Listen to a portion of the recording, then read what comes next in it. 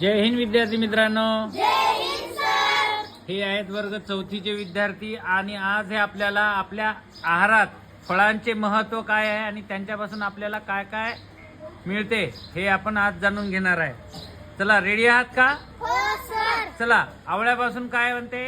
आवळा कॅन्डी, आवळा सुपारी, ज्यूस, मुरंबा, लोणचे आपल्या शरीराला क जीवनसत्व मिळते. लिंबू, लेमन ऑइल, लिंबू रस, लिंबू सरबत, लिंबू लोणचे आणि आपल्या शरीराला क जीवनसत्व मिळते.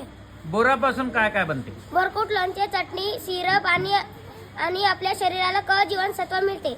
संत्रीपासून आपल्याला काय काय बनवते? सरबत, बर्फी, रस, जेली आणि आपल्या शरीराला क जीवनसत्व मिळते.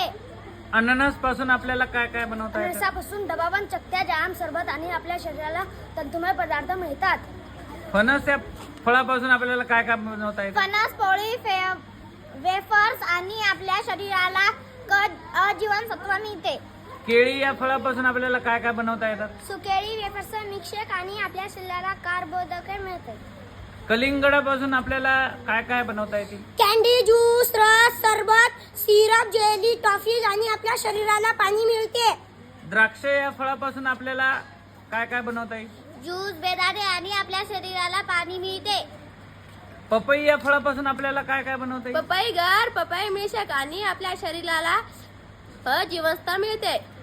आंबा या प्रसिद्ध फळापासून आपल्याला काय काय मिळते? आंब्यापासून आपल्याला रस, मुरंबा, लोणचे, जाम आणि आपल्या शरीराला जीवनसत्व मिळते. खूप छान, व्हेरी गुड.